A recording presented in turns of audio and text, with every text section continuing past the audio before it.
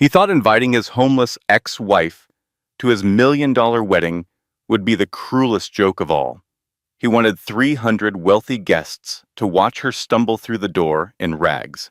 He wanted his beautiful new bride to see the pathetic woman he threw away like garbage. He had been driving past her on the streets for 3 years, rolling down his window just to mock her in front of strangers. And now, he wanted one final victory.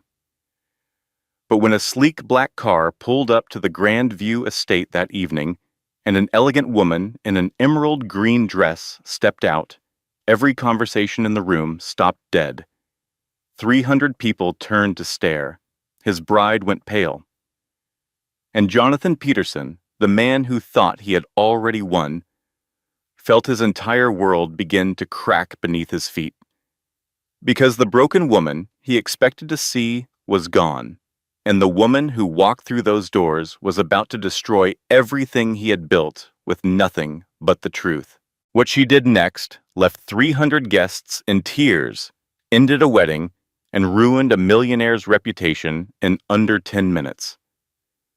This story carries a powerful message. Your worth is never defined by your circumstances, your bank account, or the cruelest things someone has said about you.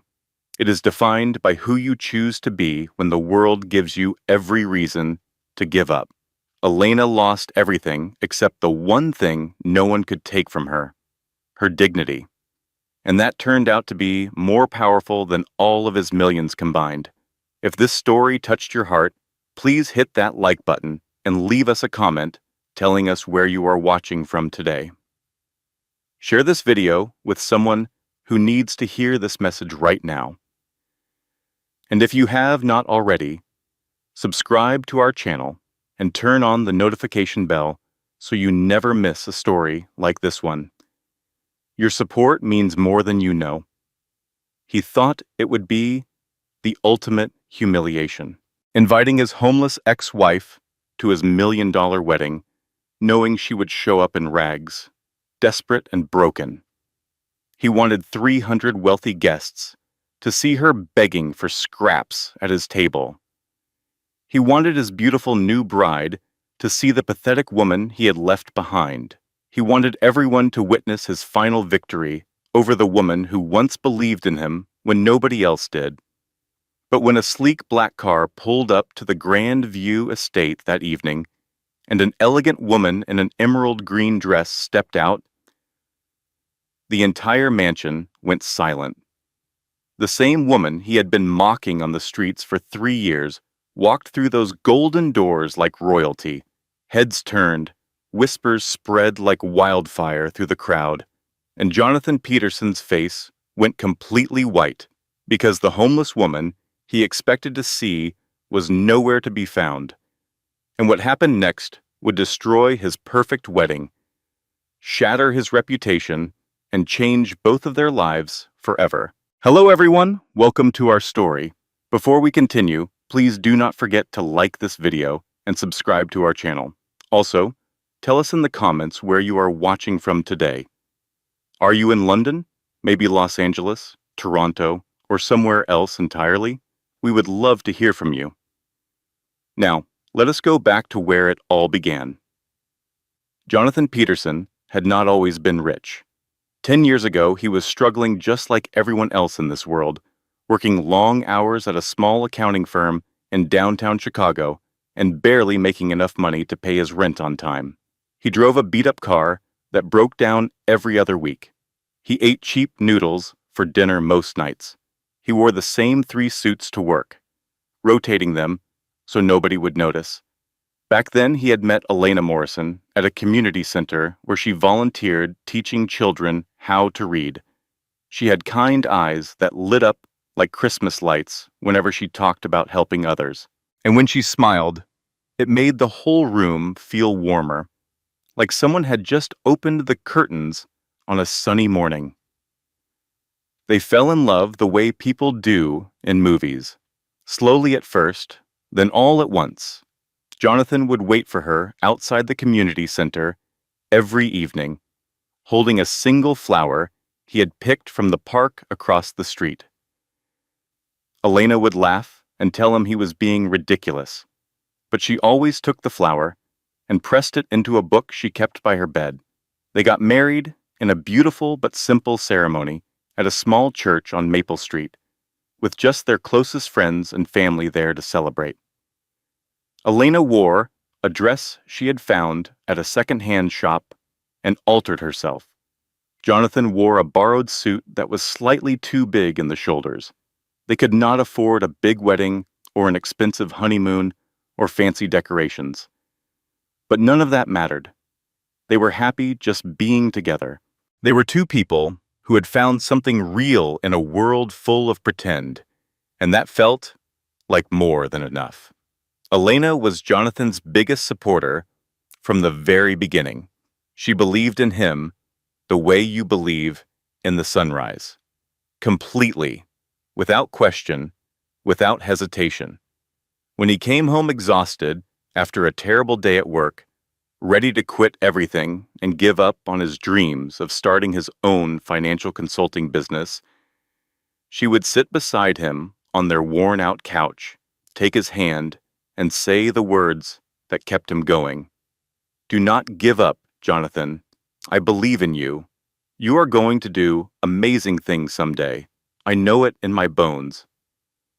And he believed her, because when Elena said something, she meant it with every fiber of her being. She was not the kind of person who threw words around carelessly. When she said she believed in you, you felt it deep in your chest like a heartbeat. Jonathan's business started small, just him working from their tiny one-bedroom apartment, making phone calls at the kitchen table, and sending emails late into the night while Elena slept in the next room. Some nights he would work until 3 in the morning, his eyes burning from staring at his laptop screen, his back aching from sitting in a cheap folding chair, and Elena would wake up at midnight, walk into the kitchen in her old bathrobe, and set a fresh cup of coffee beside him without saying a word. She would kiss the top of his head, squeeze his shoulder, and go back to bed. That small act of love, that quiet support, meant more to Jonathan than he would ever admit. She believed in his vision, even when he doubted himself, even when the bills piled up, even when the phone stopped ringing, even when their landlord threatened to evict them because they were 2 months behind on rent. Elena never wavered. She picked up extra shifts at her job. She cut coupons. She sold some of her jewelry. She did whatever it took to keep them afloat while Jonathan chased his dream. And slowly, month by month, his company began to grow. He got his first big client, a local restaurant chain that needed financial restructuring. Then his second client, a small tech startup. Then his 10th. Then his 20th. The money started coming in. First just a trickle, barely enough to notice. Then more and more, like a river that kept getting wider.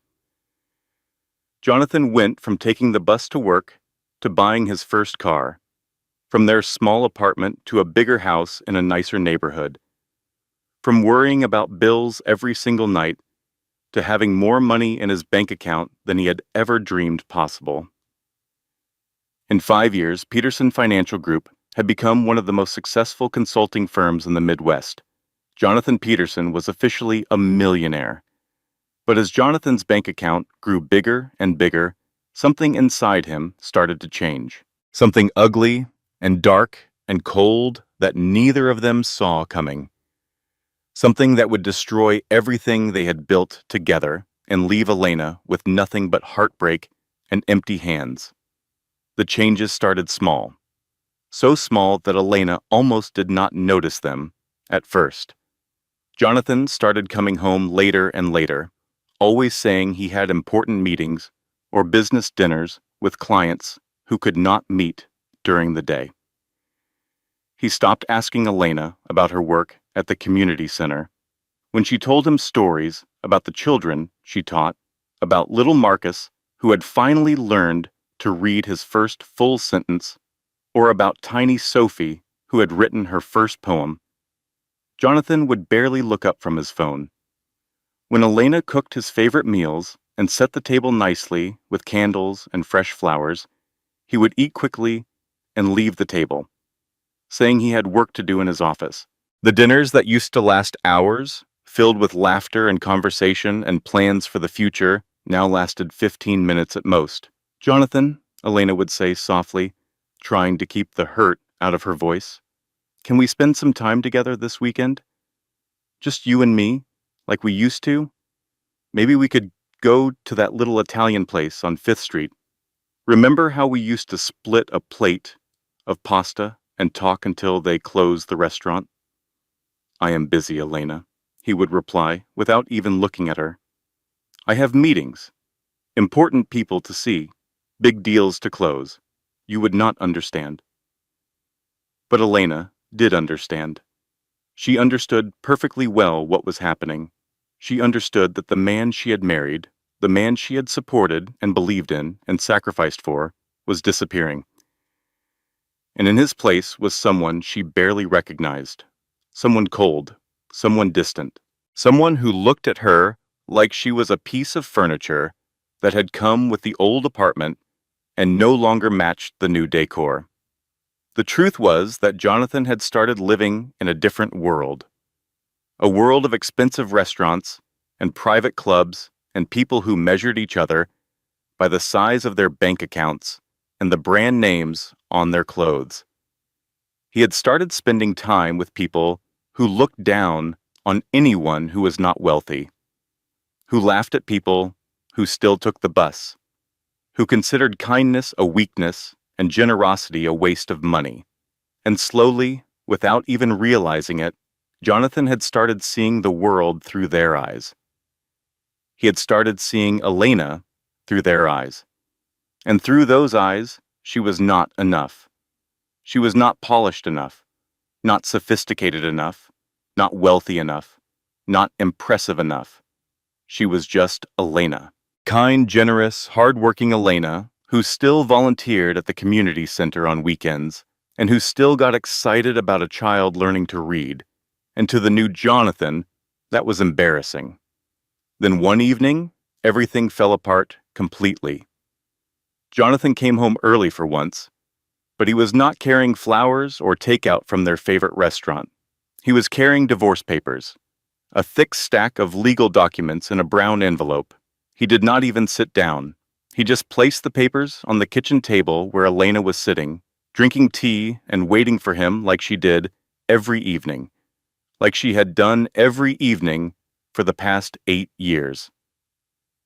"What is this?" Elena asked, her hands shaking as she picked up the papers and saw the words, "Petition for dissolution of marriage," printed across the top. "It is a divorce," Jonathan said flatly. Like he was talking about the weather, like he was telling her it might rain tomorrow. "I want out of this marriage, Elena. You are holding me back. I need someone who fits my lifestyle now, someone who understands the world I live in, someone who can walk into a room full of powerful people and belong there." Elena felt like the ground had disappeared beneath her feet, like someone had pulled a trap door, and she was falling, falling, falling with nothing to grab onto. "Holding you back?" she whispered. "Jonathan, I supported you through everything. I believed in you when nobody else did. I worked 4 jobs so you could start your business. I sold my mother's ring so we could make rent. How can you say, I am holding you back?" "That was then," Jonathan said coldly. He did not look at her. He looked at the wall behind her, at a spot just above her head, like she was not even worth making eye contact with. "This is now. I have moved on, Elena. You should too." "But I love you," Elena whispered, and the tears came then, streaming down her face like rain on a window. "Love does not pay the bills," Jonathan replied. His voice was flat, empty, completely devoid of the warmth it once held. "Love does not build empires. Love does not impress the people who matter. I am going places, Elena, and I cannot take you with me. You would only slow me down." The divorce was brutal. Jonathan had hired the most expensive lawyers in the city, a team of 3 attorneys from a prestigious firm who specialized in protecting wealthy clients during divorce proceedings. They were ruthless, thorough, and completely without mercy. Elena could not afford a lawyer at all. She represented herself in court, sitting alone at a table, while Jonathan's legal team sat across from her in their $1,000 suits, shuffling through stacks of documents designed to strip her of everything. Jonathan's lawyers made sure he kept almost everything: the house, the money, the business that Elena had helped build from nothing, the cars, the investments, the retirement accounts, everything. Elena, who had given up her own career to support his dreams, who had worked 4 jobs to keep them afloat during the early years, who had sacrificed everything she had so Jonathan could chase his vision, was left with almost nothing. The judge awarded her a small settlement, barely enough to cover 6 months of rent in a modest apartment. Within months, the money ran out. Without savings for rent, Elena lost her apartment. The landlord gave her 30 days' notice, and she packed her things into 4 garbage bags because she could not afford boxes. Without a place to live, she could not get a job because every application required a permanent address. She tried using the community center's address, but employers checked and found out she did not actually live there. She tried staying with friends, sleeping on couches and in spare bedrooms, but she could not burden them forever. One by one, the invitations dried up. People who had been her friends during the good years did not know how to handle her during the bad ones. They felt uncomfortable around her poverty the way people feel uncomfortable around illness. They did not know what to say, so they stopped saying anything at all. Eventually, on a cold Tuesday night in November, Elena Morrison ended up on the streets. She spent her first night sleeping on a bench in Lincoln Park, wrapped in a thin blanket she had taken from the last friend's house, shivering so hard her teeth chattered until dawn. It happened so fast it felt like a nightmare. One day, she was a married woman with a home and a husband and a life that made sense. The next day, she was homeless, sleeping on cardboard boxes in doorways, trying to stay warm with thin blankets that smelled like someone else's sadness, standing in line at shelters, hoping for a bed, hoping for a meal, hoping for someone to look at her and see a human being instead of a problem. But even living on the streets, even at her absolute lowest point, Elena Morrison never lost the thing that mattered most: her kindness. She would share her food with other homeless people who looked hungrier than her. She would comfort frightened children she met at the shelters. She would smile at people passing by on the sidewalk, even when they looked away from her, like she was invisible. Even when they crossed the street to avoid walking near her. Even when they clutched their purses tighter and picked up their pace. 3 years passed this way. 3 long, hard, brutal years of cold nights and hungry mornings and the slow erosion of everything she once was. While Elena survived on the streets, Jonathan Peterson grew richer and more powerful with every passing month. His company expanded beyond Chicago into New York, Los Angeles, and Miami. He bought a mansion on Lakewood Hill overlooking the entire city, a sprawling estate with 12 bedrooms, a swimming pool, and a driveway long enough to land a small airplane. He drove cars that cost more than most people's houses. He wore suits, hand-tailored in Italy, that cost $5,000 each. He ate at restaurants where a single meal cost more than Elena spent on food in an entire month. Everyone wanted to be Jonathan Peterson's friend. Everyone wanted to do business with him. Everyone wanted to be seen standing next to him at charity galas and business conferences. But success had made Jonathan even colder, even meaner, even more convinced that the world was divided into 2 categories: winners and losers. And he was a winner. He never forgot about Elena. In fact, he thought about her more often than he would have admitted to anyone, but not with guilt or sadness or regret. He thought about her the way a hunter thinks about a trophy mounted on a wall. Seeing her fall so far gave him a twisted sense of satisfaction that he could not quite explain. It made him feel powerful, to know that he had risen so high while she had fallen so low. It made him feel like the universe was confirming what he already believed, that he was special, that he was better, that leaving Elena had been the right decision. Sometimes when Jonathan drove through the city in his black sports car, he would see Elena on a street corner. She was always in the same area, near the intersection of Main and 7th, wrapped in an old blanket, sitting on a piece of cardboard, her belongings in a worn plastic bag beside her.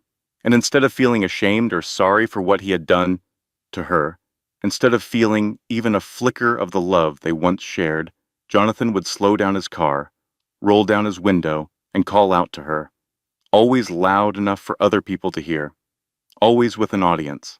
"Elena, is that you?"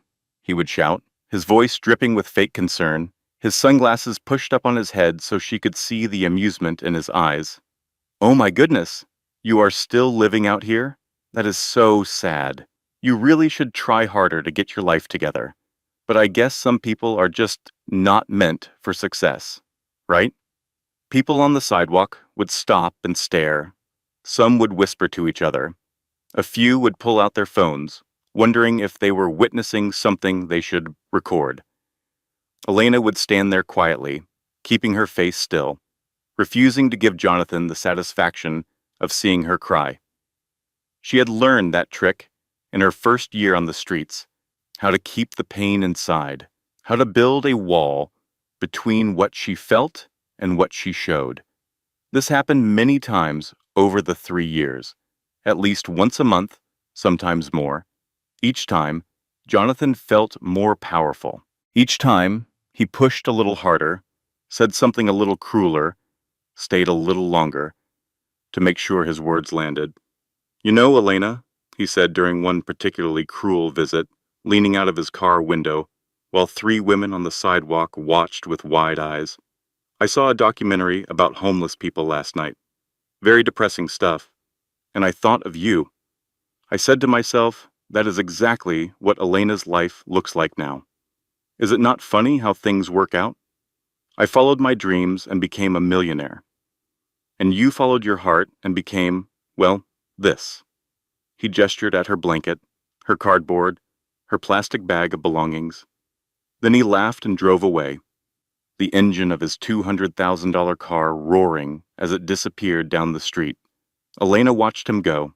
She did not cry. She did not scream. She did not chase after his car or throw anything or collapse on the sidewalk. She just stood very still and waited for the trembling in her hands to stop. Then she sat back down on her cardboard, pulled her blanket around her shoulders, and went back to surviving. Because that was what Elena Morrison did. She survived, quietly, stubbornly, with a grace that Jonathan Peterson would never understand because he had never needed it. But everything was about to change. Everything was about to change because of one cream-colored envelope that would arrive in Elena's hands on a cold Tuesday morning. An envelope that contained an invitation to Jonathan's wedding to a beautiful, successful woman named Sarah Elizabeth Moore. An invitation that was meant to be the final humiliation, the ultimate proof of Jonathan's superiority. An invitation that would instead become the beginning of the most shocking night of Jonathan Peterson's entire life. It was a Tuesday morning in mid-November, and the city was just waking up. Elena sat on her usual corner at Main and 7th, wrapped in her old brown blanket, watching the sunrise paint the tall buildings orange and gold. She had spent the night in a doorway 3 blocks away, her back pressed against a metal grate that was slightly warm from the building's heating system. She was sorting through her small bag, taking inventory of what she had. A half-empty bottle of water, the last piece of a granola bar someone had given her yesterday, A worn paperback book she had found in a trash can outside the library, the pages wrinkled from rain but still readable, a clean pair of socks. $2 bills. Then she heard a sound that made her stomach drop. The roar of an expensive engine, a sound she knew too well. Elena looked up and saw the shiny black sports car pulling up to the curb. The same car she had seen too many times before. Jonathan's car. No, she whispered to herself. Not today. Please, not today. But the car stopped right in front of her corner. The driver's window rolled down smoothly, and there he was. Jonathan Peterson, wearing sunglasses that probably cost more than she used to earn in a month. His hair perfectly styled, his smile wide and white and completely empty of warmth. "Elena?" Jonathan called out cheerfully, like they were old friends bumping into each other at a coffee shop. "Good morning. Beautiful day, is it not?" Elena did not answer. She just looked at him and waited for whatever cruel thing was coming next. A few people on the sidewalk slowed down, sensing that something interesting was about to happen. "I have something special for you today," Jonathan said, reaching into his car. He pulled out a cream-colored envelope, thick and expensive-looking, sealed with gold wax. Something very, very special. He held the envelope out of his window, but when Elena did not immediately reach for it, he let it drop to the ground near her feet. "Oops," he said, with a fake apologetic smile. "Sorry about that. My hand slipped." The small crowd that had gathered watched in uncomfortable silence. Nobody told Jonathan to stop. Nobody helped Elena pick up the envelope. "It is an invitation to my wedding," Jonathan announced, making sure his voice carried to everyone within earshot. "I am getting married, Elena, to a wonderful woman named Sarah. She is everything I ever wanted. Smart, beautiful, successful, classy. She knows how to dress properly, how to talk to important people, how to carry herself with dignity. She is nothing like you, Elena. Nothing at all." Each word was designed to cut deep, and they did. Elena felt her throat tighten, but she refused to cry. Not here, not in front of him, not in front of all these watching strangers who would forget about her the moment they turned the corner. "The wedding is at the Grandview Estate," Jonathan continued. 300 guests. The mayor will be there. Business leaders, celebrities, people who actually matter. And I want you to come too. I really do. Because I am a generous person, Elena. I think you deserve to see what real success looks like. He paused, his smile growing wider and crueler. "I will even save a plate of food for you. You must be hungry all the time, right? Well, at my wedding, there will be food you cannot even imagine. Lobster, filet mignon, chocolate desserts that cost $50 each. You can eat until your stomach hurts. Consider it my last gift to you." He started his engine. 1 week from today. Saturday evening at 7. Formal attire required, of course. He said formal attire like it was a punchline to a joke only he found funny. Then he put his sunglasses back on, gave her one last condescending smile, and drove away. The expensive engine roared as the car disappeared down the street. The crowd slowly dispersed. A woman glanced back at Elena with something like pity in her eyes, then shook her head and kept walking. Within 2 minutes, Elena was alone again. She sat very still for a long time, staring at the cream-colored envelope on the dirty sidewalk. She did not pick it up right away. She just looked at it, thinking about everything Jonathan had said, everything he had implied, everything he wanted to happen at his perfect wedding. He wanted her there as a prop, a visual aid for his success story. "Look, everyone, this is my ex-wife. She used to be the someone, and now she is nothing. Look how far I have risen. Look how far she has fallen. Is it not wonderful to be me?" This invitation was not an act of kindness. It was a trap. Carefully designed, precisely calculated, intended to be the final, ultimate humiliation. Elena reached down, slowly, and picked up the envelope. Her hands were shaking, but not from the cold. They were shaking from something she had not felt in a very long time. Not sadness, not self-pity, not acceptance. Anger. Pure, burning, righteous anger. She opened the envelope and read the invitation. Gold lettering on thick cream paper. You are cordially invited to celebrate the wedding of Jonathan Michael Peterson and Sarah Elizabeth Moore. Saturday, the 23rd of November, 7 o'clock in the evening. The Grand View Estate. Formal attire required. At the bottom, in Jonathan's own handwriting, were the words, Dear Elena, please do come. I insist. It would mean so much to have you there. Jonathan. Elena read the invitation 3 times. Each time, the anger burned hotter. But alongside the anger was something else. Something powerful, something she had not felt in 3 years. Determination. She folded the invitation carefully and put it in her bag. Then she stood up, her legs stiff from sitting on cold concrete, and looked down the street in the direction Jonathan's car had disappeared. 1 week, she said quietly to herself. I have one like. She was going to that wedding, and when she walked through those doors, she was not going to be the broken, defeated woman Jonathan expected to see. She was going to remind him and everyone in that mansion that her worth had never come from money or status or fancy clothes. It had always been inside her. And nothing, not 3 years on the streets, not 1,000 cruel words, not all the money in the world, could take that away. But first, she needed help, and she knew exactly who to call. Elena pulled out her phone. It was an old beat-up phone with a cracked screen and a battery that died if you looked at it wrong, but it still made calls, and that was all she needed. She scrolled through her contacts until she found a name she had not called in over a year. Marissa Lawson. Marissa had been Elena's best friend since college. They had met freshman year in a psychology class, bonded over their shared love of terrible horror movies and good Italian food, and had been inseparable ever since. Or at least, they had been inseparable until Elena's life fell apart.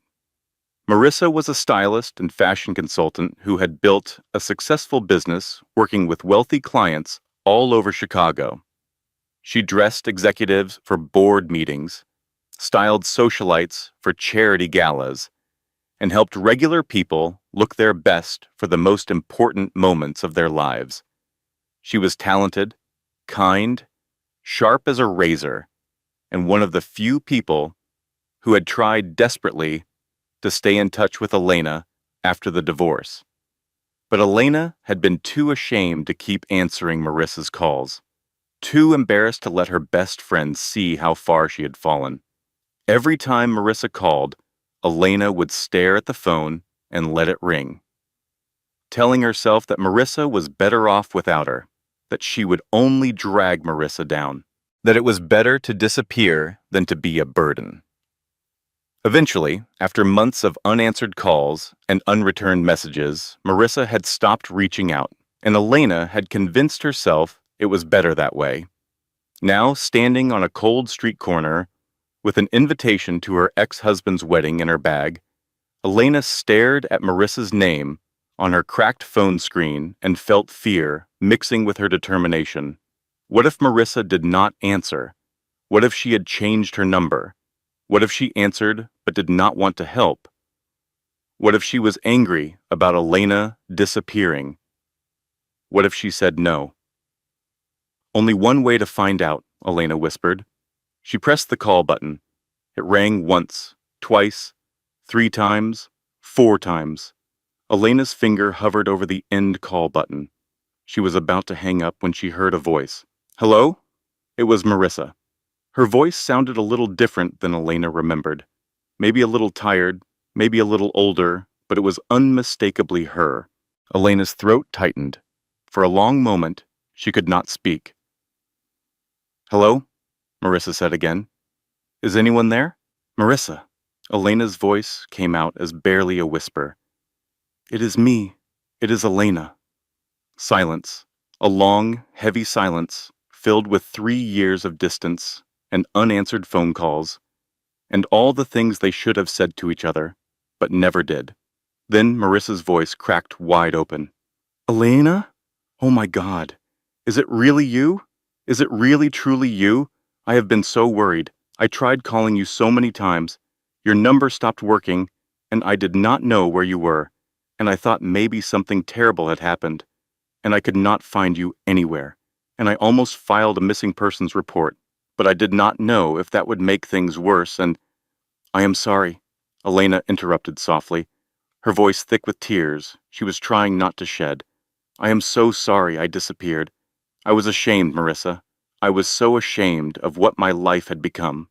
I thought it would be easier to just let go of everything and everyone from my old life. I thought I was protecting you."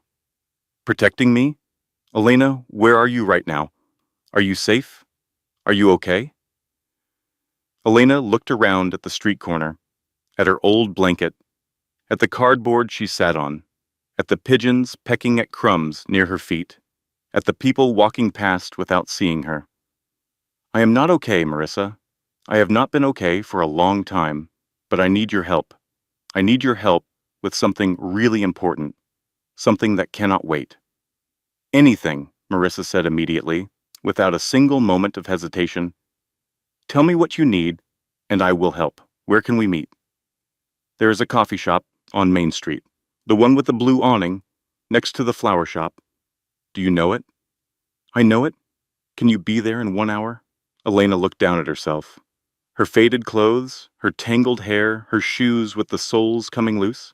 She probably looked like someone the coffee shop manager would escort to the door before she could sit down. "I will be there," Elena said. "And Elena?" "Yes?" "Thank you for calling me. I mean that. Whatever you need, whatever has happened, we will figure it out together. I promise you that." They hung up. Elena stood on the street corner for a moment, holding her cracked phone against her chest, feeling something she had almost forgotten existed. Hope. 1 hour later, Elena was sitting at a small table in the corner of the coffee shop, trying to make herself as invisible as possible. Through the window, she could see her reflection, and the woman staring back at her looked tired, worn, diminished. Nothing like the Elena who used to meet Marissa at places like this and laugh until her stomach hurt. The door opened, and Marissa walked in. She looked almost exactly the same as Elena remembered. Stylish, confident, put together. She wore a beautiful camel coat. Her dark hair was perfectly styled, and she carried herself with the easy confidence of someone who knew exactly who she was and liked that person just fine. But when her eyes landed on Elena in the corner, all that composure cracked like thin ice. Her eyes filled with tears, and her hand flew to her mouth. "Elena," Marissa whispered, rushing across the coffee shop. Elena stood up, and before she could say a word, Marissa wrapped her in a hug, so tight it was like she was trying to hold together all the broken pieces at once. It had been so long since anyone had hugged Elena that she had almost forgotten what it felt like. She closed her eyes and let herself be held, just for a moment, just long enough to remember that she was not completely alone in this world. "Tell me everything," Marissa said after they sat down, after she had ordered 4 muffins and 2 large coffees and slid them all across the table to Elena. "Tell me what happened, all of it." So Elena told her about the divorce, about the lawyers who took everything, about losing her apartment, then her job, then her friends, then her dignity. About the first night on the street and how cold the concrete was, about learning to survive on nothing, and about Jonathan, about how he drove past her corner like it was a tourist attraction, about the things he said, about the way he smiled while he said them.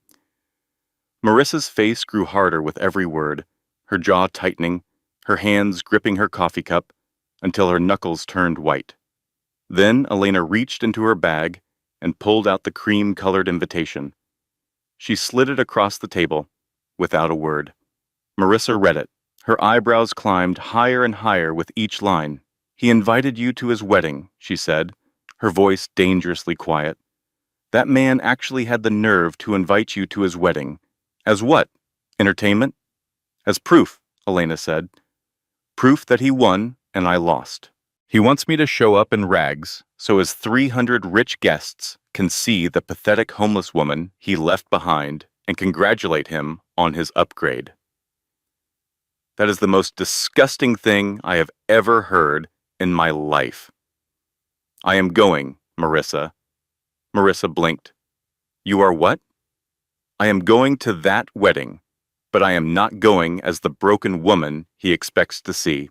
I am going to walk into that mansion with my head held high, and I am going to look every single person in that room in the eye, and I am not going to be ashamed. Not anymore, not ever again." Marissa stared at her for a long, charged moment. Then, slowly, a fierce smile spread across her face. "Okay," she said. "Then we have work to do." Now I want to pause here for just a moment, because some of you listening to this right now might be thinking about your own life. Maybe you know what it feels like to be defined by your worst moment. Maybe someone has looked at you and seen your circumstances instead of your character. Maybe someone has treated you like you are less than, not because of who you are, but because of what you are going through. If that is you, I want you to keep listening, because what happens next might change how you see yourself. Marissa took Elena home to her apartment that afternoon. It was in a nice building downtown, the kind with a doorman and an elevator that did not smell like anything. Elena took the longest shower of her life, standing under the hot water until it ran cold, washing away 3 years of grime and shame and other people's judgments. When she came out, wrapped in a soft bathrobe, she found Marissa sitting on the couch with a notebook full of plans and a phone full of contacts. "I called in every favor I have," Marissa said, tapping her pen against the notebook. "My friend Sophia, one of the best dress designers in the city, is meeting with us tomorrow to create something incredible.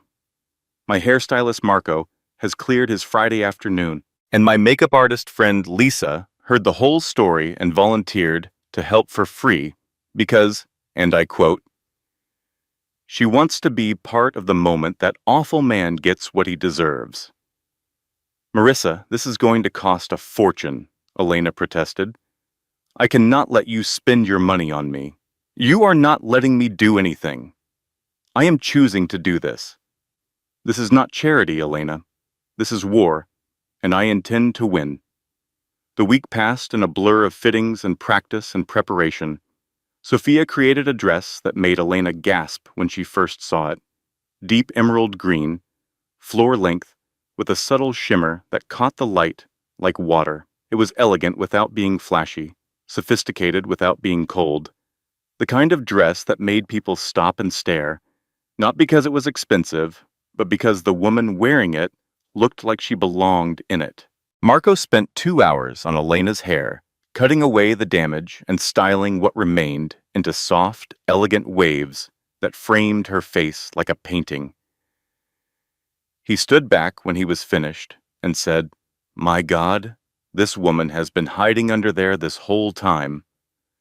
Lisa worked her magic with brushes and powders and colors, enhancing Elena's features without hiding them, making her look not like a different person, but like the best version of herself. But the physical transformation was only half of what Marissa had planned. Every evening that week, after the stylists had gone home, Marissa and Elena sat together in the living room and worked on something far more important than hair and makeup: confidence. "When you walk into that ballroom," Marissa said, standing in front of Elena like a drill sergeant, "you cannot hesitate, you cannot look down, you cannot apologize for being there. You are not sneaking in through the back door. You are walking through the front entrance like you own every square inch of that mansion. I do not know if I can do that, Elena admitted. It has been so long since I felt like I belonged anywhere. Then we practice until it feels natural. Stand up. Walk toward me.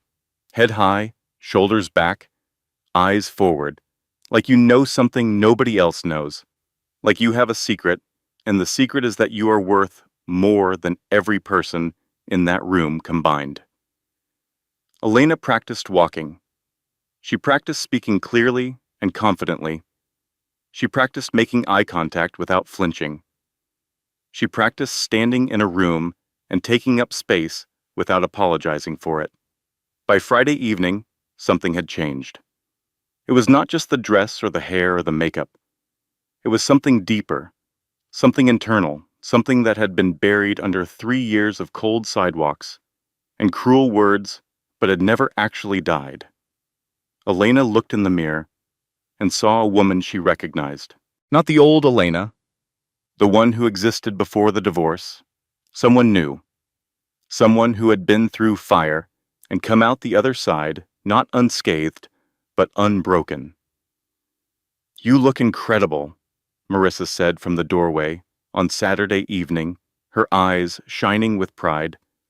Absolutely incredible. I feel different, Elena said. I feel like I remember who I am. No, Marissa corrected gently. You look like an even stronger version of who you always were, because you have survived things that would have broken most people in this world. That kind of strength shows, Elena. It is in your eyes. A car horn honked outside. Marissa had hired a driver for the evening, a sleek black town car that would deliver Elena to the Grand View estate in style. Elena picked up the small clutch purse Marissa had given her and took a deep breath. I am ready. Wait, Marissa said. She reached into her pocket and pulled out a small, folded piece of paper. I wrote this for you. If you feel nervous when you get there, if your hands start shaking and your heart starts pounding and you want to turn around and run, read this. Elena took the paper and hugged her friend, holding on tight for a long moment. Thank you, she whispered, for everything, for answering the phone, for believing that I was still in here somewhere. Go show them who you really are, Marissa said. And call me the second it is over. I want to hear every single detail. The drive to the Grand View estate took 30 minutes. Elena sat in the back of the town car, watching the city lights blur past her window, feeling her heartbeat get faster with every mile. As they climbed the hill toward the estate, the houses got bigger and bigger, the lawns more perfectly kept, the cars in the driveways more expensive. Finally, they pulled up to a massive iron gate with gold details. The driver spoke to a security guard, showed Elena's invitation, and the gates swung open slowly, revealing a driveway lined with trees wrapped in thousands of tiny white lights. The mansion was enormous. 3 stories of white stone and enormous windows glowing with warm light. A fountain in the center of the circular driveway sent water 20 feet into the air. Luxury cars were parked everywhere. Valets in crisp uniforms moved between them like choreographed dancers. The town car pulled up to the main entrance, and a valet opened Elena's door. Good evening, ma'am, he said politely, offering his hand. Elena took his hand and stepped out of the car. The moment her heels touched the stone driveway, she felt heads begin to turn. She stood up straight, head high, shoulders back, eyes forward, just like Marissa had taught her. She began walking toward the entrance. With each step, more conversations paused. More eyes found her. More whispers started. Who is that? A woman in a silver dress asked her husband. I have no idea, he replied. But she is stunning. Elena kept walking. Her heart was pounding so hard she could feel it in her ears, but her face showed nothing but calm confidence. She reached the entrance where two staff members were checking invitations. "Good evening," one of them said with a practiced smile. "May I see your invitation?" Elena opened her clutch and produced the cream-colored card. The staff member glanced at it, then looked up at Elena with slightly wider eyes. "Welcome, Miss Elena. Please enjoy the evening." He opened the door, and Elena stepped inside the Grand View estate. The interior was even more spectacular than the outside. Crystal chandeliers hung from ceilings that seemed impossibly high. Marble floors gleamed like frozen lakes. Flowers were everywhere, white roses and lilies arranged in towering displays that must have cost thousands of dollars each. The air smelled like expensive perfume and money. Elena paused for just a moment to take it all in.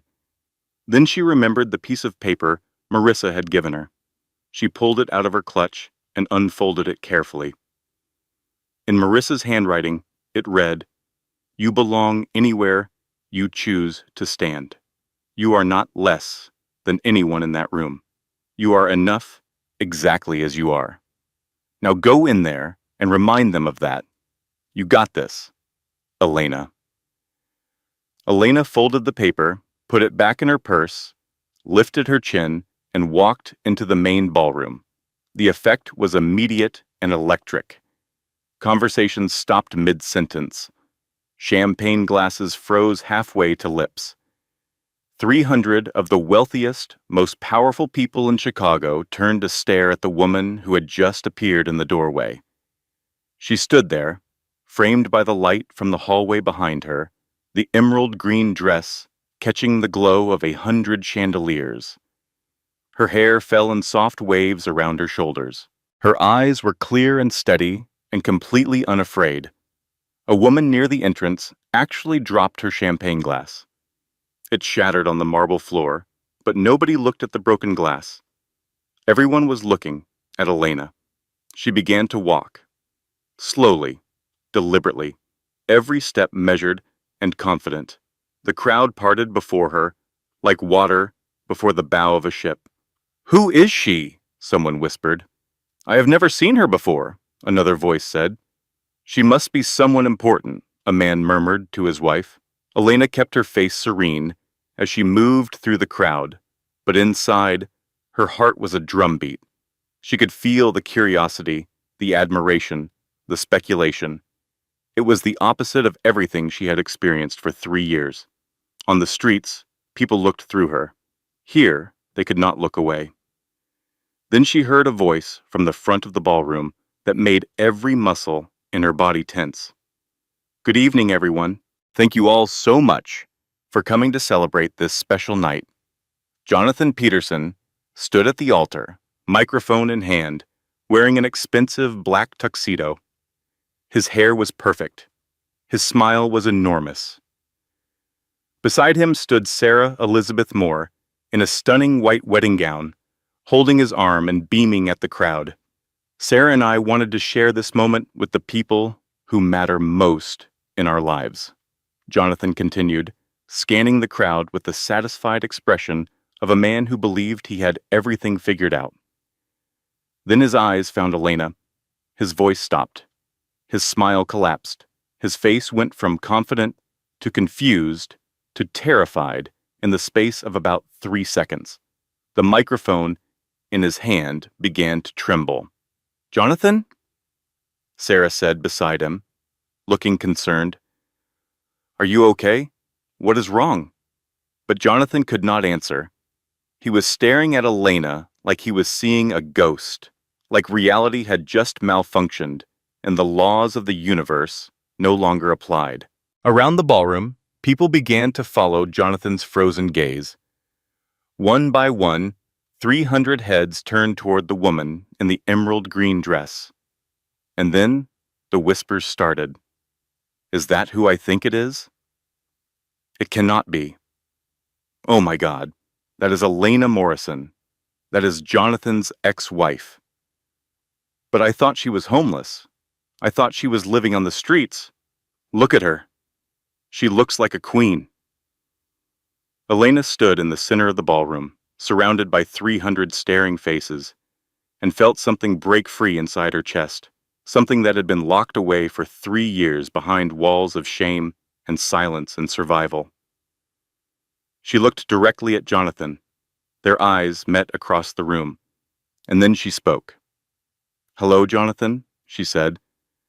Her voice was clear and strong and carried across the entire ballroom without her needing to raise it even slightly. "Thank you for the invitation. I would not have missed this for the world." The silence that followed Elena's words was so complete you could have heard a pin drop on the marble floor from across the room.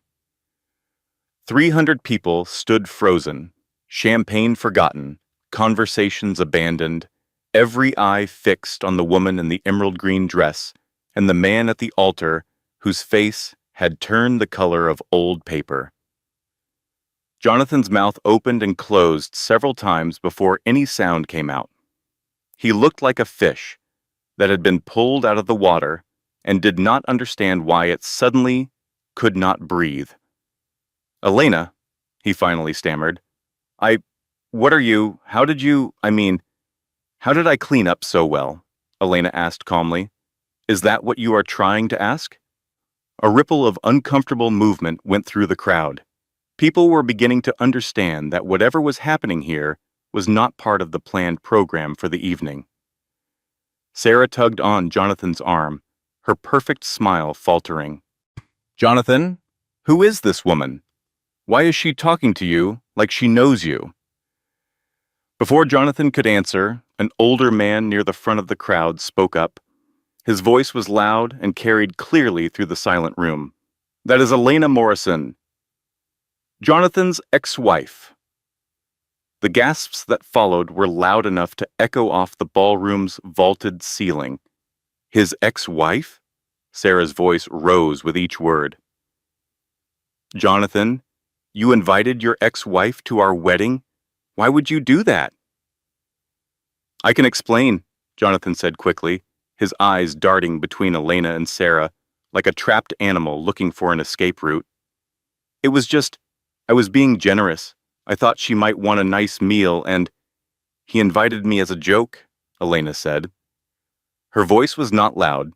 She did not shout or scream or raise her voice even slightly, but every single person in that ballroom heard her, because the room was so quiet that her words hung in the air like smoke. "He drove to the street corner where I have been sleeping for 3 years," Elena continued. "He rolled down the window of his sports car. He threw this invitation at my feet in front of a crowd of strangers. And he told me to come to his wedding so I could see what real success looks like. So I could eat a plate of food at his table like a stray dog being tossed scraps." The energy in the room shifted. You could feel it, like the moment before a storm when the air pressure drops and every living thing goes still. "That is not true," Jonathan said, his voice getting loud and defensive. "I invited her out of kindness, out of generosity. She is twisting my words." "Is she?" A voice came from the crowd. An older woman in a dark blue dress stepped forward, her face hard with anger. "Because I saw you do it, Jonathan. 3 months ago, downtown at Main and 7th, you stopped your car and said horrible things to this woman while people watched. I was there. I remember because I was so disgusted that I almost confronted you about it." "I saw it too," another voice said. A man in a gray suit raised his hand. Twice, actually. "You seem to enjoy it." More murmurs, more shifting. The room was turning, and Jonathan could feel it. "She is my ex-wife," Jonathan protested. "I had every right to—" "To what?" Elena interrupted, taking one step closer to him. "To punish me? For 3 years? To drive past me on the street and make sure I never forgot that you had everything and I had nothing? To use my suffering as your entertainment?" She turned to face the entire room. 300 faces stared back at her. Some showed shock. Some showed anger. Some showed tears. She had their complete, undivided attention. and she was going to use it. When Jonathan and I were married, she said, her voice steady and clear, I supported him through everything. I worked 4 jobs so he could start his business. I sold my mother's ring to cover our rent. I skipped meals so he could afford supplies. I believed in him when every single person in his life told him he was dreaming too big. People were nodding now. Some of them had been there during those early years. Some of them remembered the young couple who had nothing but each other and a dream. And when he became successful, Elena continued, when the money came and the big house came and the fancy cars came, he decided I was not good enough anymore. He divorced me, took everything, and left me with nothing. But that was not enough for him. She paused, letting the silence do its work. For 3 years, he drove past me on the street and humiliated me in public. He mocked me. He belittled me. He made sure everyone within earshot knew that I was worthless and he was everything. He did not do it once. He did it again and again and again, because watching me suffer made him feel powerful. Now here is something I think many of you listening right now understand. You know what it feels like when someone uses their power to make you feel small. When someone who is supposed to care about you uses your vulnerability against you instead. If you have ever been in that situation, you know the special kind of pain Elena was describing. And you know the courage it takes to finally stand up and speak the truth. Stop it, Jonathan said, his voice cracking. Just stop it, Elena. Why? Elena asked, looking directly into his eyes. Because the truth is uncomfortable? Because all these people are finally seeing who you really are behind the expensive suit and the charming smile. Thomas Crawford, a silver-haired businessman who was one of the most respected figures in Chicago's business community, stepped forward from the crowd. His face was grave. Is this true, Jonathan? He asked. Did you really treat your ex-wife this way? She is exaggerating, Jonathan said desperately. She is bitter about the divorce. She is trying to make me look bad. I am not trying to make you look like anything, Elena said calmly. I am just telling the truth. And the truth is that you invited me here tonight so that 300 wealthy people could look at me in my rags and feel sorry for me while they congratulated you on your success. You wanted me to be your trophy, Jonathan, your proof that winning is all that matters. She took another step toward him, and Jonathan actually stepped backward. But I did not come here for your pity, she said, her voice rising now, with an emotion that filled the room like music. I did not come here to beg for food. I did not come here to be your entertainment. I came here to remind you, and everyone in this room, that my worth as a human being has nothing to do with how much money is in my bank account or whether I sleep in a bed or on a sidewalk. The room was utterly still. I came here to show you that 3 years of cruelty did not break me, that you did not destroy who I am. I am still the same person who believed in you when you had nothing.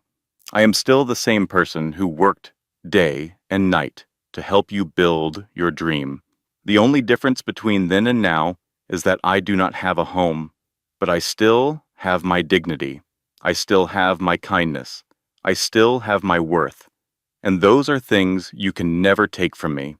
Several people in the crowd were openly crying. Others were nodding, their faces filled with a fierce kind of respect. And you know what the saddest part is? Elena said, her voice dropping to something almost gentle. You have everything, Jonathan. Money, success, this mansion, a beautiful bride, and you are still so insecure, so empty inside, that you needed to humiliate a homeless woman to feel good about yourself. What does that tell you about the size of the hole you are trying to fill? Jonathan's mouth opened and closed, but no sound came out. His face had gone from red to white to a grayish color that made him look 10 years older than he had looked 10 minutes ago. Sarah stepped away from him. One step, then another.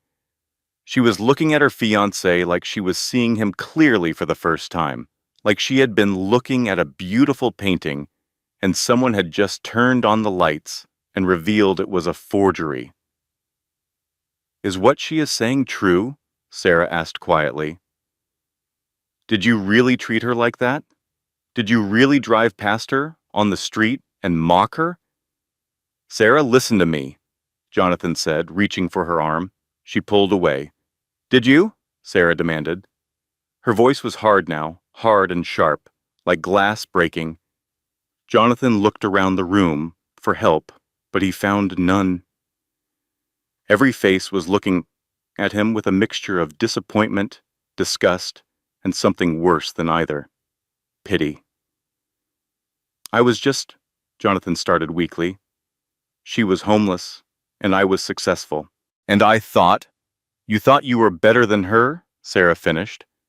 "You thought that because you had money and she did not, you could treat her however you wanted. You thought her suffering was entertaining. That is not—" "Yes, it is." Sarah's eyes were filling with tears, but her voice did not waver. "That is exactly what it is. Oh my God, Jonathan, I am standing here in a wedding dress, about to marry a man who drives past homeless people and mocks them for fun. What kind of person does that?" "Sarah, please," Jonathan begged. "Not here. Not in front of everyone. You did not care about having an audience when you humiliated her," Sarah shot back. "Why should I care about having one now?" She looked at Elena, and her expression softened completely. "I am sorry," she said. "I had no idea who he really was. If I had known, I never would have agreed to any of this." "It is not your fault," Elena said gently. "You did not know. How could you?" Sarah nodded, wiped her eyes with the back of her hand, and turned to face Jonathan one final time. "We are done," she said. "I will not marry someone who treats people this way. I refuse." "Sarah, wait," Jonathan called as she turned and walked away, her white dress trailing behind her on the marble floor. "Sarah, please, we can talk about this. Come back." But Sarah did not come back. She walked straight through the ballroom doors, and 3 of her bridesmaids hurried after her, their heels clicking rapidly on the floor. The ballroom erupted. 300 people talking at once, their voices rising and falling in waves of shock and outrage and disbelief. Jonathan stood at the altar alone, his microphone hanging forgotten at his side, watching his perfect wedding collapse around him like a house built on sand. He turned to Elena with hatred burning in his eyes. "Are you happy now?" he hissed. "You have ruined everything I built, everything I planned." "I did not ruin anything," Elena said, her voice still calm, still steady, still unshakable.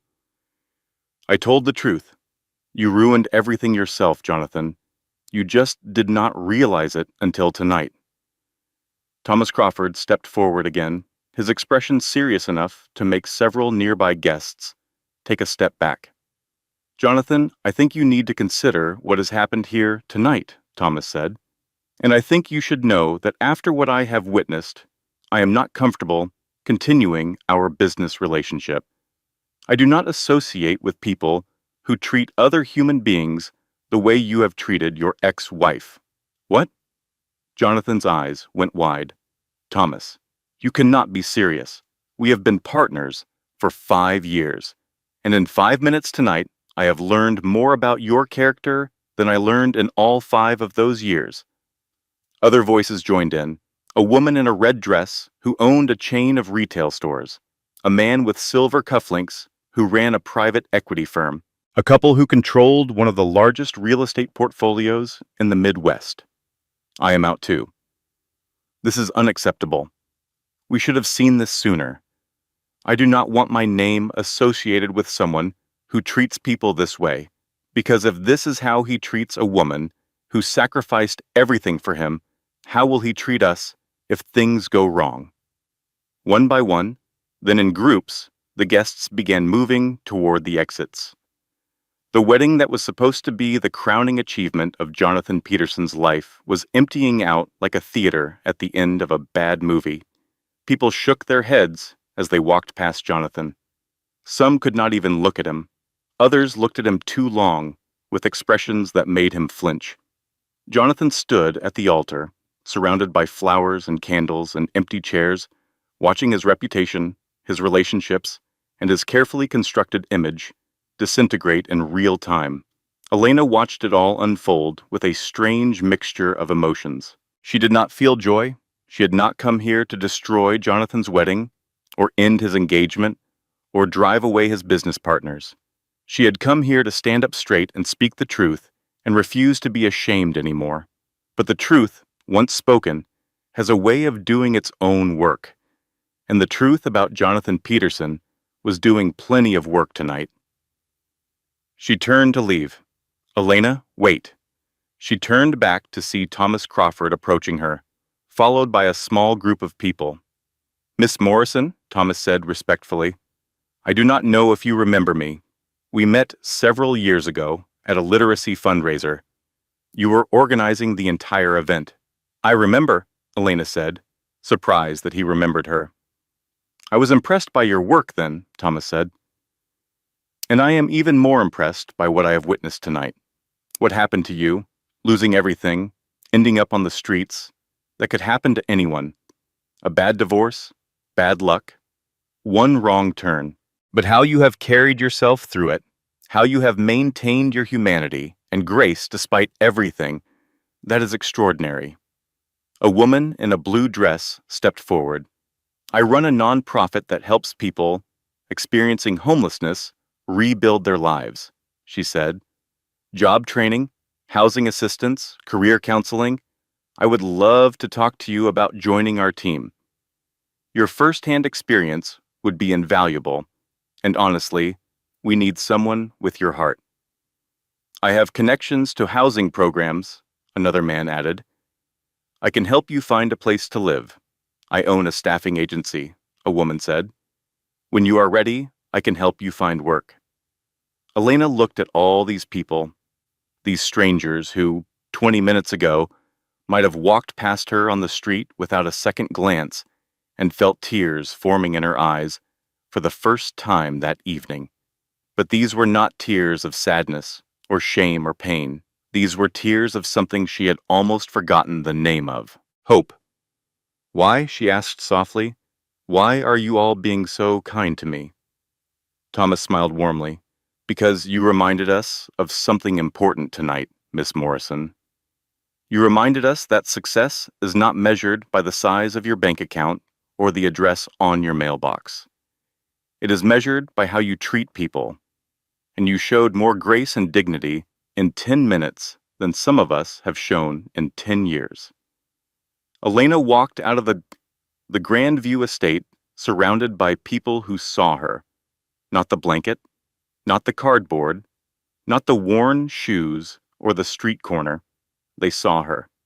Outside in the cool November air, Marissa was waiting by the car. She had been pacing back and forth for the past hour, checking her phone every 30 seconds, too anxious to sit still.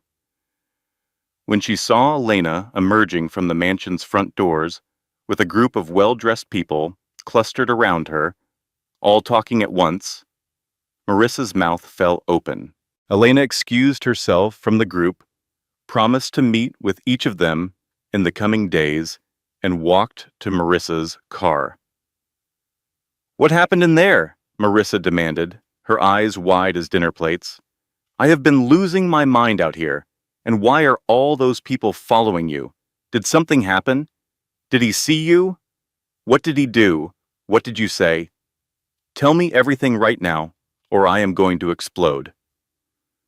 Elena slid into the passenger seat and let out a long, slow breath. The kind of breath you release when you have been holding something heavy for a very long time and you finally set it down. Then she started laughing. Not a bitter laugh, not a hollow laugh, a real, genuine, from the belly laugh that filled the car and spilled out the windows. "I told the truth," Elena said simply. "I told everyone the truth about what Jonathan did to me." And Sarah called off the wedding. She did not. She did. She walked right out of the ballroom in her wedding dress. And then his business partners started pulling away from him one by one. Thomas Crawford told him to his face that he was reconsidering their partnership. Marissa stared at her for a long moment, then grabbed Elena's hand and squeezed it so hard it almost hurt. "I am so proud of you," she whispered. "So incredibly, unbelievably proud." As the car pulled away from the Grandview estate, Elena looked back at the mansion through the rear window. The lights were still blazing, but people were streaming out the doors in groups, shaking their heads, climbing into their cars, driving away from the ruins of Jonathan Peterson's perfect evening. Elena turned back around and looked at the road ahead. 3 months later, Elena stood in front of a small apartment building on Birch Street, on the east side of the city. It was not fancy. The lobby did not have a doorman. The elevator made a concerning sound when it moved between floors. The walls needed a fresh coat of paint, but it was hers. Thomas Crawford had connected her with a housing assistance program that helped her secure the apartment. The nonprofit director, whose name was Rachel, had hired Elena as a program coordinator, working directly with people experiencing homelessness to help them navigate the system and find their way back to stability. It was the perfect job for Elena. She knew what her clients were going through because she had been there herself. She knew the fear and the shame and the loneliness. She knew what it felt like to be invisible, to be dismissed, to be treated as less than human. And she knew from her own experience that those feelings were lies, that every person sitting across from her desk was worthy of respect and compassion and a second chance. She was good at the job, really good. Within 2 months, she had helped 11 families find permanent housing. She had connected 23 individuals with job training programs. She had personally mentored 6 people through their first weeks of employment, showing up early to help them pick out interview clothes from the office donation closet, quizzing them on common interview questions, and sending them text messages on their first day that said simply, "You have got this. I believe in you." The same words she had once said to Jonathan a lifetime ago, except this time she was saying them to people who deserved to hear them. Marissa came over every Wednesday evening for dinner. They would cook something simple, pasta or soup or grilled cheese sandwiches, and sit at Elena's small kitchen table and talk for hours. Sometimes about important things, sometimes about nothing at all. Sometimes they just sat in comfortable silence, 2 old friends who had found their way back to each other and were grateful for it every single day. "Do you ever think about him?" Marissa asked one evening, twirling spaghetti around her fork. "Less and less," Elena said honestly. "At first I thought about him every day, about what he did, about what he said, about how he made me feel. But now, weeks can go by without him crossing my mind." "Good," Marissa said. "That is exactly how it should be." Elena heard through mutual acquaintances that Jonathan's life had taken a dramatic turn after the wedding that never was. Sarah had not only called off the engagement, she had told everyone she knew about what had happened that night. The story spread through Chicago's business community like wildfire. Several of his major business partners had quietly severed their relationships with him. 2 clients had terminated their contracts. A profile piece in a business magazine about up-and-coming entrepreneurs had been pulled when the editor heard about the incident at the Grandview estate. Jonathan was still rich. He still had his company, though it was smaller now. He still had his mansion on the hill, though it must have felt emptier. He still wore expensive suits and drove expensive cars, but he was alone. His cruelty had finally caught up with him, not in the form of punishment or revenge, but in the simple, natural consequence of people seeing who he really was and choosing not to be around him anymore. Elena did not celebrate his downfall. She did not gloat or feel satisfied or tell herself that he got what he deserved. She did not think about him much at all anymore. She was too busy living her life, helping others, and building something real and meaningful from the ashes of everything she had lost. Some nights, she would lie in her bed in her small apartment, listening to the sounds of the city outside her window, and think about the journey that had brought her here, the love she had given so freely, the betrayal that had shattered her world, the 3 years of cold concrete and empty stomachs, and the slow, grinding erosion of her sense of self. And then the invitation, that cream-colored envelope that was meant to be her final humiliation, but became instead the doorway to her resurrection. She thought about Marissa, who answered the phone after a year of silence and said, "Anything. Tell me what you need and I will help." She thought about Sophia and Marco and Lisa, who had poured their talent and their time into helping a stranger because they believed that kindness was worth more than money. She thought about Thomas Crawford and Rachel and all the others at the wedding who had seen past her circumstances and recognized her character. And she thought about herself, about the woman who had survived 3 years on the streets without losing the one thing that mattered most, her humanity. She had not won by destroying Jonathan. She had not won by humiliating him or taking revenge or plotting his downfall. She had won by refusing to let him destroy her, by standing up, standing tall, and speaking the truth without shame or apology, by choosing, in the most difficult moment of her life, to be exactly who she had always been, kind, brave, worthy, unbreakable. And that, she thought, as she closed her eyes and drifted toward sleep, was the only kind of victory that ever truly mattered.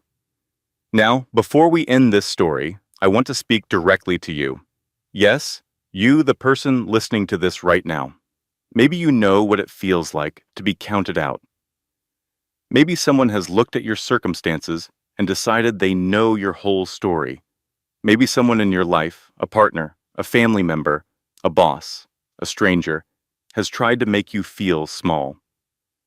Has tried to make you believe that your worth depends on your job title, or your bank balance, or the neighborhood you live in, or the clothes on your back. If that is you, I need you to hear this. They are wrong. They have always been wrong.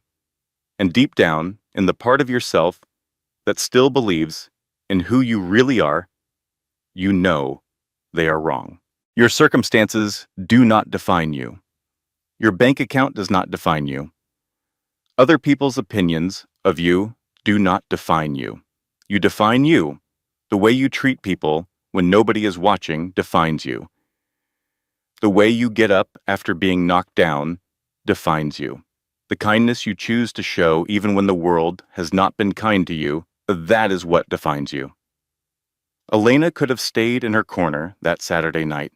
She could have crumpled up that invitation and thrown it away. She could have let Jonathan win. She could have accepted his version of her story. That she was nothing, that she was worthless, that she was a failure who deserved to be forgotten. But she did not. She stood up. She called a friend. She asked for help. She walked through those doors. She spoke her truth. And in doing so, she did not just change her own life. She changed the lives of everyone who witnessed it.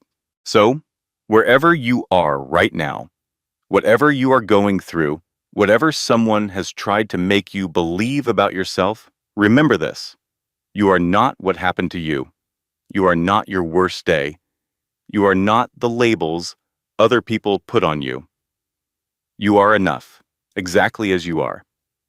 Right now, in this moment. Reading this from wherever you are in the world, hold on to that.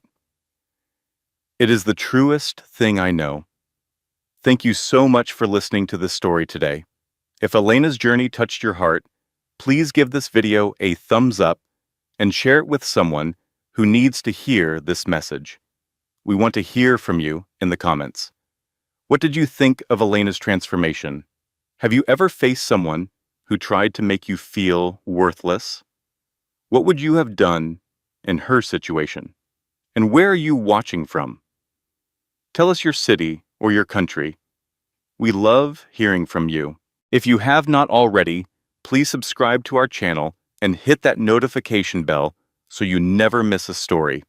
We post new stories every week about resilience, courage, dignity, and the incredible power of the human spirit. Remember, you are worthy, you are valuable, you are enough. See you in the next story. This content was carefully researched, developed, and manually edited by our team to deliver meaningful stories with real-life lessons. Thank you for watching.